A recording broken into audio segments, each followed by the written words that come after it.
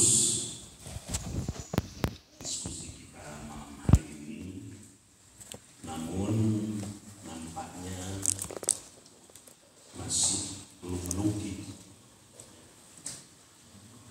untuk sebuah kajian dengan level bapak-bapak.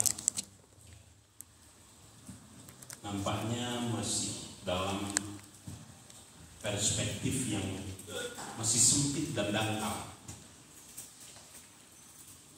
Saya tidak akan mengulas apa-apa yang bapak-bapak sampaikan, namun walaupun demikian sudah ada perkembangan cukup maju lah. Pak Fahrul Razi sudah mulai berani menyampaikan dari berbagai kitab, Pak Brori, Pak Basi, Pak Kiatawi, Pak Dayat, dan sebagainya. Untuk sebatas pengetahuan diri cukup. Tetapi tatkala kita akan mencoba menyampaikannya kembali ke masyarakat saat ini loh, itu kita akan berhadapan dengan kelompok-kelompok manusia yang sangat kompleks dan kritis.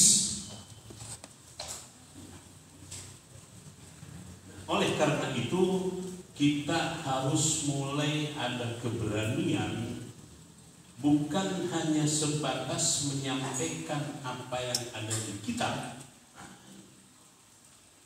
Kan baru menyampaikan apa yang ada di kitab,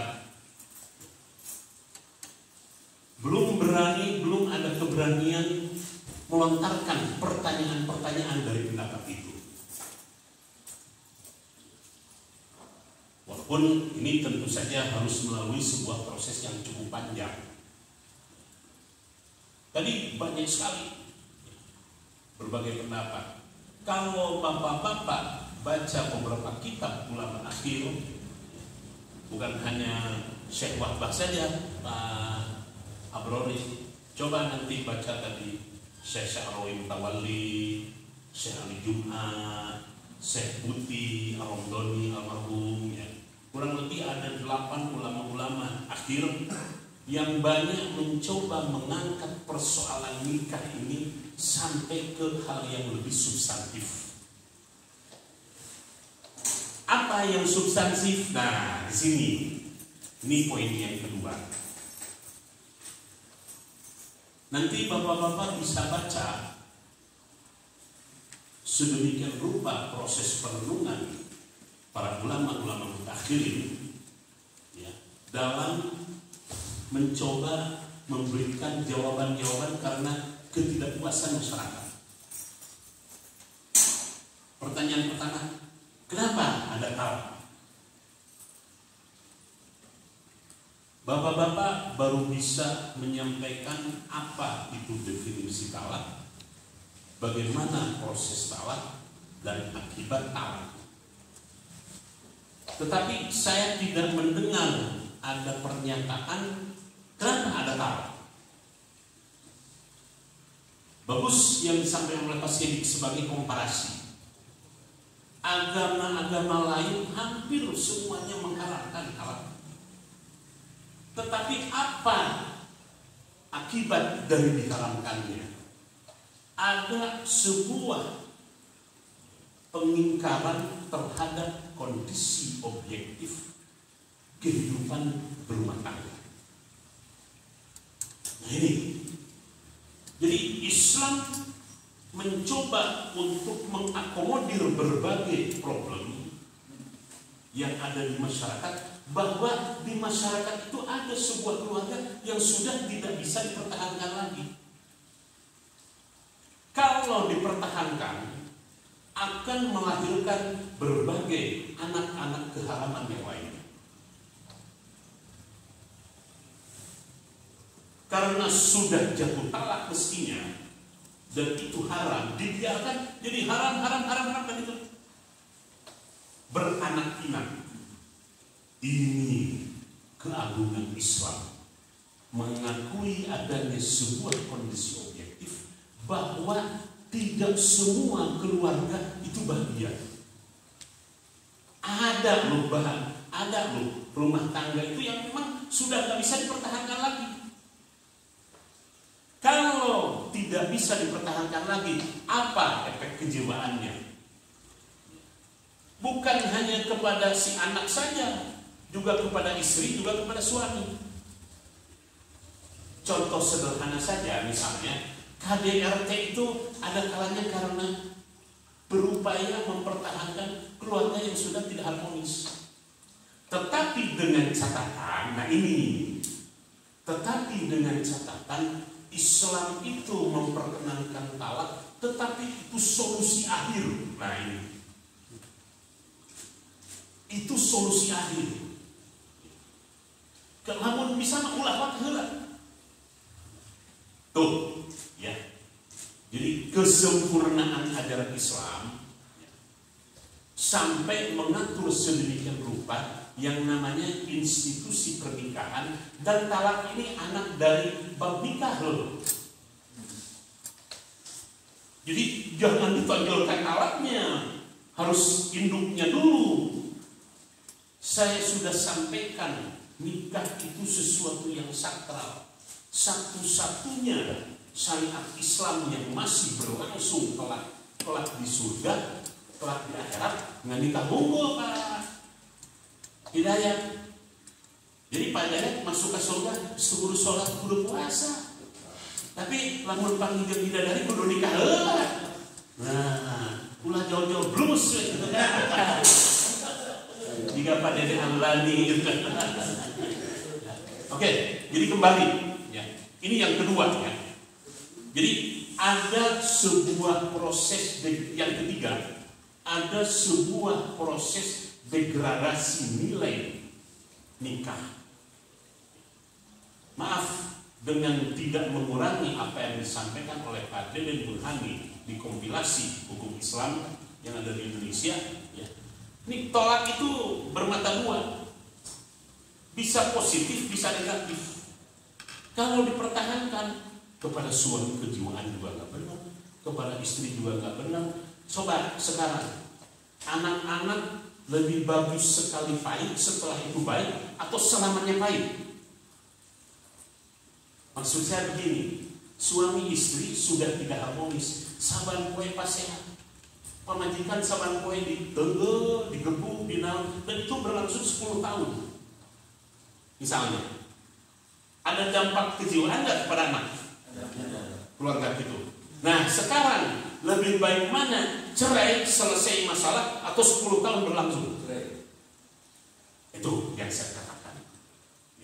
Jadi kita mencoba untuk kritis terhadap persoalan-persoalan, dan tadi saya katakan terjadi degradasi tentang nikah, institusi nikah, berakibat juga ke anak-anak babnya, berkaitan dengan nusus, berkaitan dengan zihar, berkaitan dengan apa? Li'an. Wah, contoh misalnya sederhana, kalau di hadis Nabi jelas sangat memberikan penilaian negatif kepada seorang lelaki yang tahu istrinya itu berbuat zina, tapi dipertahankan dan lebar. Sok hukumnya naon lelaki itu? Sok, siapa yang berani menyampaikan hadisnya? Lelaki yang tahu istrinya berbuat zina, kemudian dianggap dipertahankan. Sok laki-laki naon itu? Ada sebuah istilah yang disampaikan oleh Rasulullah berkaitan dengan lelaki seperti itu. Punten, kalau saya bahasakan dengan bahasa Indonesia teh teu boga harga diri. Ya. Jadi kita, maaf, dengan diskusi ini mudah-mudahan memotivasi bapak-bapak lebih mendalami lagi tentang bab nikah. Kenapa bab nikah sampai oleh para ulama dijadikan menjadi sebuah bab dalam fikih, dan itu terus berkembang, itu dinamikanya sangat tinggi. Di samping dinamikanya sangat tinggi, maaf, ini yang keempat atau yang kelima, terjadi proses simplifikasi dan formalitas. Maaf Pak Hidayat, Pak Ki Alawi, tolong luruskan kalau saya salah. Hari rukun nikah, sobat hiji. Ada ya? 5 sobat ke hiji.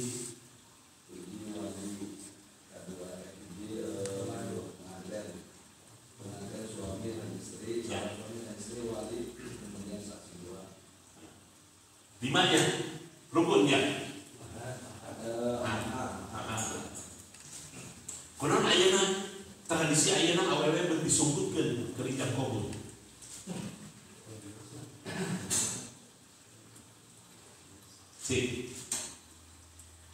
Jadi ada satu paham yang kita tidak sadar. Saya sekarang ini sedang mencoba menjelaskan hari keduaan ku urang di awun sok banyak yang balik kawin itu balik jam 8, balik jam 10. Sancai kawin mah duaan we. Padahal lu menang duaan, keduaan. Kan begitu? Keduaan dengan nah itu waktu kawin pisah pun. Bukan murid berdoa kan halal cara orang cekurang teh. Kenapa kita menyepelekan yang namanya institusi nikah? Saya kalau dengar dari kiai sepuh, 3 diharapkan kehadiran wanita. Yang pertama, mendengarkan keseriusan langsung suami pada waktu ijab kabul. Yang kedua, mendengarkan berapa jumlah mahar. Yang ketiga, mendengarkan janjinya baiknya. Itu kudu kadenge dan menyaksikan. Ayo dipisahkan. Saya sekarang ini sedang mencoba menghidupkan kembali orang-orang tua dulu kita nggak dipisahkan. Baru 10 tahun. Itu kan alumni Mekah Madinah yang mulai menginginkan kabawa kamu orang wantong harus pisahkan gigi cekurang teh iraha pun nikah dikurangan hiji. Yang kedua, bermain-main. Maaf kalau berani menyampaikan. Aduh, mahar teh zaman Rasulullah nggak ada yang murah. Nggak ada yang murah. Ubay bin Ka'ab saja, orang yang sangat tidak punya, waktu ditanya oleh Rasulullah, berapa Ubay mas kawinnya? Mas sebesar apa? Sebesar kurma. Itu mahar yang terkecil. Sebesar kurma. Rasulullah, kemudian juga Zaid bin Haritsah waktu menikah dengan Zainab binti Jahsh ditanya oleh Rasulullah, Zaid karena diangkat anak kan, akhirnya turun anak, berapa mas kawinmu? Sekian yang cukup. Rasulullah selalu bertanya berapa mahal. Sekarang kita berani nggak mengoreksi berapa maharnya? 246.725 rupiah 2 sen. Ada yang 2 sen. Ada pelecehan berkaitan dengan mahar. Ya. Jadi institusi pernikahan, maaf tadi misalnya disampaikan oleh siapa? Ayat tadi oleh pada yang di An-Nisa itu. Mitsaqan ghalidha. Kalimat ini di dalam Al-Quran hanya ada 3 ayat. Yang pertama sebagai komitmen ulul azmi, yang kedua pernyataan Nabi Musa pada waktu di Gunung Sinai, yang ketiga diabadikan oleh Allah sebagai janji seorang suami pada saat nikah. Oleh karena itu maknanya sangat dalam. Hanya 3 ayat loh ini. Tadi kan sampaikan mitsaqan ghalidha, ujungnya itu ada sebuah janji yang syarat dengan tanggung jawab, janji yang berat, janji yang mulia, janji yang agung, beratlah itu. Siapa yang memberi istilah itu? Allah langsung loh. Lihat Al-Quran. Oleh karena itu ayat-ayat yang berkaitan dengan talak pasti kejadiannya setelah periode Madinah. Jarang di surat-surat Makkiyah, Al-Baqarah, An-Nisa, At-Tahrim, At-Talaq, An-Nur, Al-A'raf, ya. Itu bertebaran di berbagai surat, hampir semuanya surat Madaniyah. Hampir surat Madaniyah. Itu yang keberapa tadi? Yang keempat atau yang kelima? Yang kelima, oke. Baik, yang berikutnya.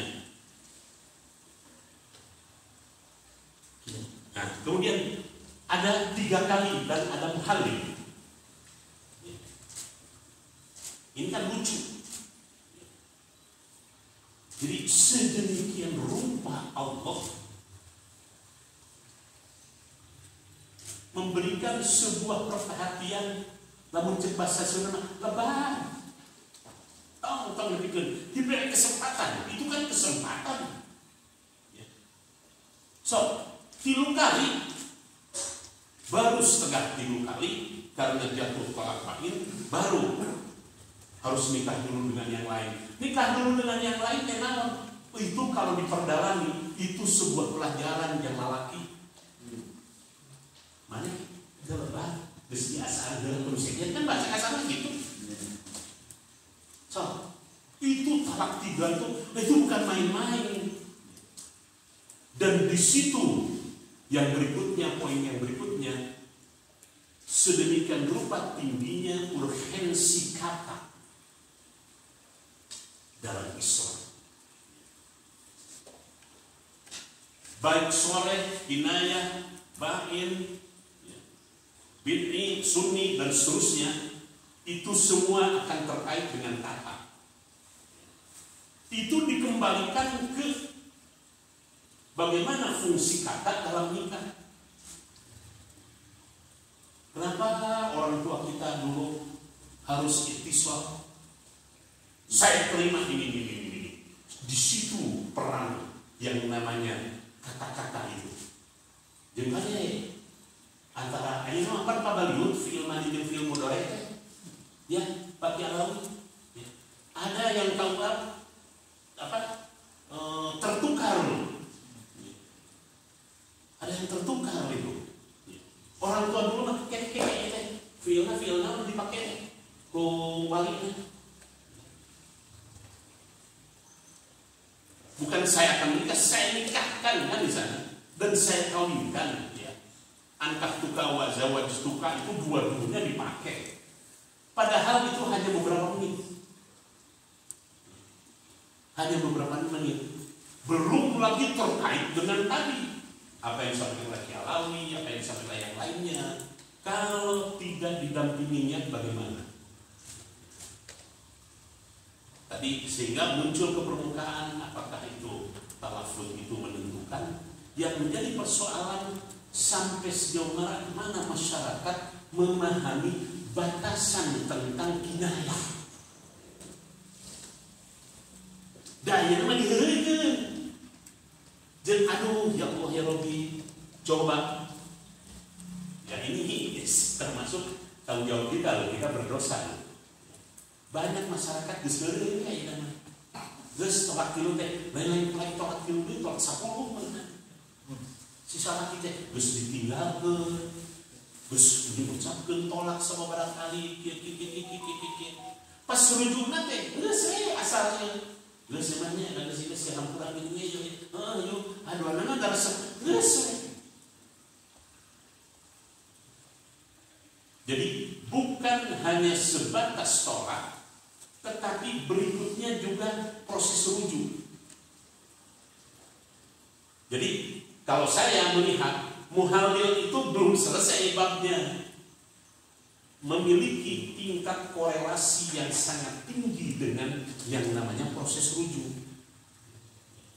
Kenapa sampai ada tolak 3, tolak 1, tolak 2 mah geus teu kudu teuing. Teu kudu dipikeun heula kanu sengnya. Tadi maaf, betul tadi yang disampaikan, awas ini enggak boleh formalitas. Geus bener-bener kudu diasaan heula. Nah, di sini ada salah seorang pendeta Yahudi sampai masuk Islam karena dia menekuni tentang makna idah. Jadi lamun can 4 bulan urut si lalaki teh aya kene.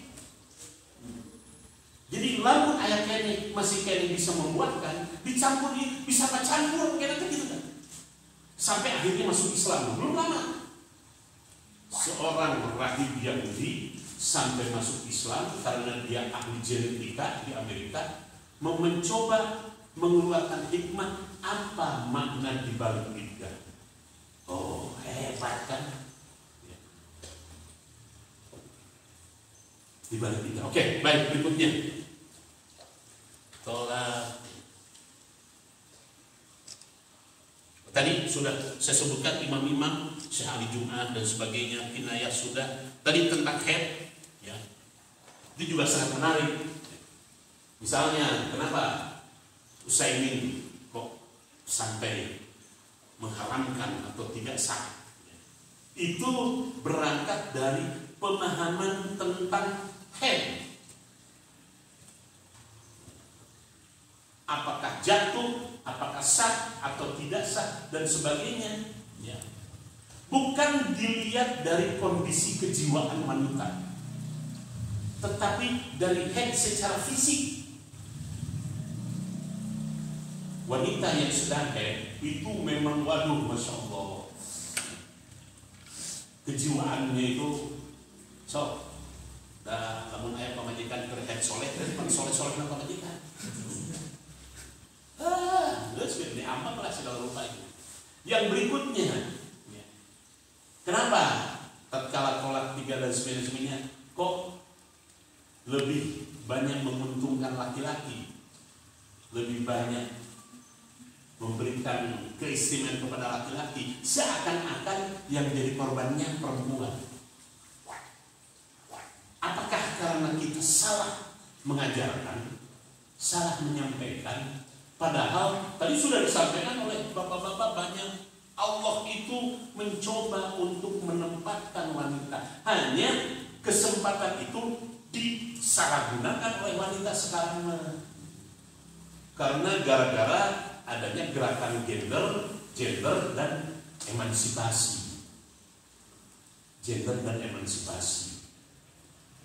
Nah, tadi bagus Pak Jenal banyak memberikan ilustrasi. Saya yang kedua yang ingin menyampaikan dari sisi sejarah. Kenapa di zaman para sahabat tidak terceritakan yang tolak 3? Kita sangat miskin dengan informasi salah 3 para sahabat. Ada tolak. Saya Pak Jenal tidak mencoba mengangkat bagaimana peristiwa Zaid bin Haritsah dengan Zainab binti Jahsy. Karena Zaid bin Haritsah ini akhirnya banyak melahirkan hukum-hukum. Satu-satunya sahabat yang disebutkan secara implisit di Al-Quran, Zaid bin Haritsah. Satu-satunya sahabat yang disebutkan namanya itu. Dan itu ada di surat At-Tolak kalau nggak salah ayat 37 atau ayat berapa. Satu-satunya sahabat Nabi yang disebutkan dalam Al-Quran itu Zaid bin Haritsah. Keberadaan Zaid bin Haritsah itu banyak melahirkan hukum. Hukum tolak, hukum tidak boleh mengangkat anak, ya. Akhirnya dikembalikan namanya menjadi Zaid bin Haritsah. Hukum hijab, ya.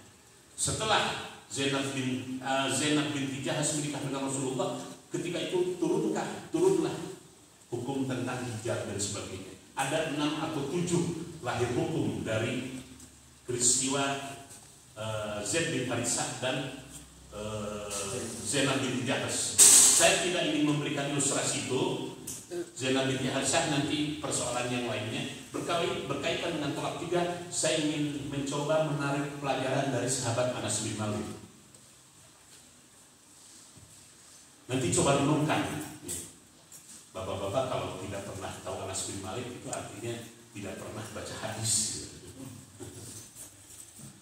Nah, kita perlu apa? Siapa sahabat Anas bin Malik? Untuk zaman para sahabat bisa bergaul, bisa dekat, bisa bersama dengan Rasul, itu sebuah kebahagiaan yang tidak terhingga. Jadi sahabat waktu itu ingin semuanya itu dekat dengan Rasul. Dan sahabat Anas bin Malik ini termasuk salah satu sahabat yang mendapatkan anugerah itu. Semua orang. Dan sahabat Anas bin Malik termasuk orang yang banyak mengetahui tentang akhlak Rasul nomor 2 setelah Sayyidah Aisyah. Nah, sekarang saya mulai ceritanya. Kan bapak-bapak mah membaca mah Korea minta abus-abus gitu. Biasanya mah kudu lewat dongeng gitu kan. Sahabat Anas bin Malik ini termasuk kelompok Ansor. Ayahnya Malik, ibunya Ummu Sulaim binti Humaisah. Ibunya Ummu Sulaim. Ibunya ini orang yang kuat, orang yang cerdas, orang yang tegas, dan orang yang berani. Jadi kecerdasan Anas bin Malik terwarisi dari ibunya yang cerdas. Ibunya juga cukup cerdas. Ibunya ini yang sering banyak menyampaikan saran-saran kepada Rasulullah, termasuk juga yang sering mengkritik Sayyidina Umar. Nah, karena dia orang Ansor, pada saat berita Rasulullah akan masuk kota Madinah, laki-laki dengan perempuan waktu itu sudah kumpul semuanya. Celana merosot, ada kempleng butuh betul-betul. Nah, Ummu Sulaim ini dengan Anas bin Malik termasuk dua orang penduduk Madinah yang ketika itu ikut berduyun-duyun baris menyambut Rasulullah. Jadi sahabat Anas bin Malik ini kalau sudah menggambarkan bagaimana para sahabat ketika itu melantunkan Tolak al-Badr, itu yang paling berkesan adalah sahabat Anas bin Malik. Saya sebagai salah seorang pelaku sejarah yang melantunkan kalimat itu. Walaupun ketika itu umurnya baru 10 tahun. Ayahnya Malik itu terbunuh karena orang zaman dulu ada persoalan sedikit saja saling bunuh. Nah, ayahnya ini termasuk terbunuh oleh lawannya. Jadi posisi Malik itu dalam keadaan yatim. Dalam keadaan yatim, usianya 10 tahun. Akhirnya beberapa hari setelah Rasulullah masuk Madinah, dibawalah Anas bin Malik ini oleh Ummu Sulaim menghadap Rasulullah. Ya Rasulullah, saya punya anak ini. Terus gimana? Ya udah, saya serahkan kepadamu ya Rasul. Terserah engkau. Biar di sini bantu-bantu. Usianya masih 10 tahun. Tapi ya Rasul, aku mohon, tolong engkau doakan untuk anakku. Baik, apa yang ingin kau minta? Yang pertama, anakku mudah-mudahan bisa menjadi orang yang kaya. Yang kedua, orang yang banyak anak. Yang ketiga, umur panjang. Yang keempat, anak-anaknya jadi ulama-ulama. Kata para sejarah, kalau Anas bin Malik tidak banyak anak, mungkin ilmu dari Nabi banyak yang terputus. Jadi keturunan Anas bin Malik ini banyak melahirkan ulama-ulama. Rasulullah berdoa, Allahumma rzuqhu malan wa waladan wa barik lahu fi. Itu diantara penggalan doa Rasulullah, dan itu berlangsung di Masjid Ijabah di Madinah. Oleh karena itu masjid tersebut disebut Masjid Ijabah. Baik, sahabat Anas bin Malik 10 tahun bersama Rasulullah, karena Rasulullah hijrah masuk Madinah 10 tahun di Madinah. Nah, selama itu sahabat Anas bin Malik tidak pernah jauh dari Rasul. Ada beberapa pernyataan dari sahabat Anas bin Malik.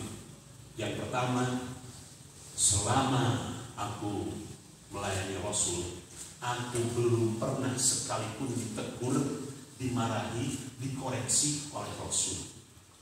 10 tahun. Itu terkenal.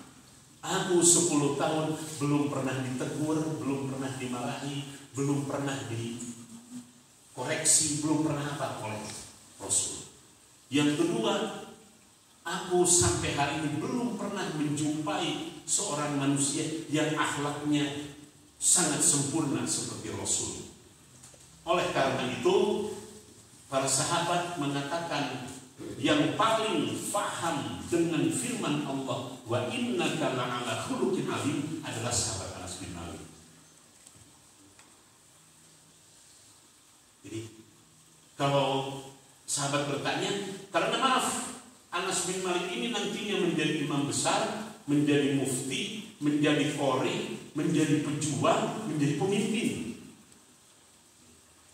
Dan dikabul oleh Allah empat-empatnya. Dikabul empat-empatnya. Jadi selama bergaul misalnya Anas bin Malik mengatakan, aku selama hidupku selalu berjabat tangan dengan orang-orang. Belum pernah aku merasakan berjabat tangan. Aku sering memegang sutra yang sangat halus, tetapi dibanding dengan tangan Rasul tidak ada apa-apanya. Saking halusnya tangan Rasul itu lebih halus daripada sutra yang paling halus. Suatu ketika pernah Rasul ini sering tidur, sering sholat di rumahnya sahabat Anas bin Malik. Suatu ketika Rasulullah setelah sholat tertidur di rumahnya sahabat Anas bin Malik.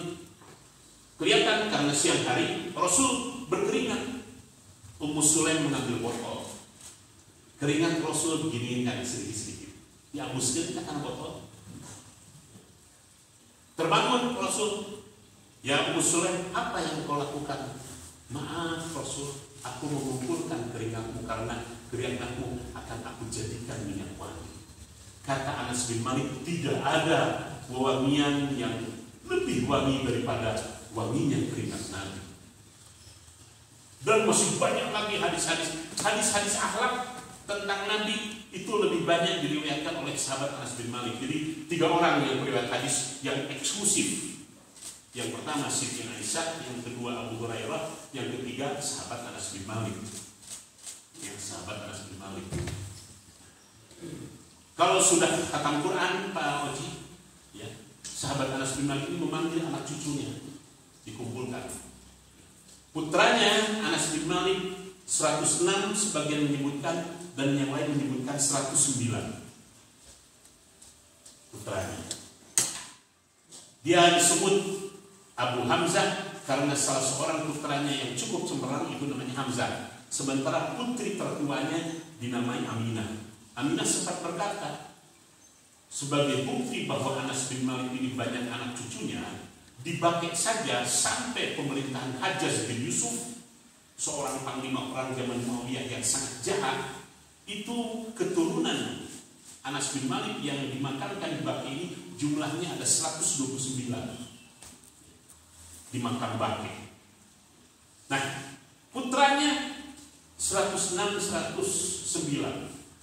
Baik, ini yang ingin saya sampaikan.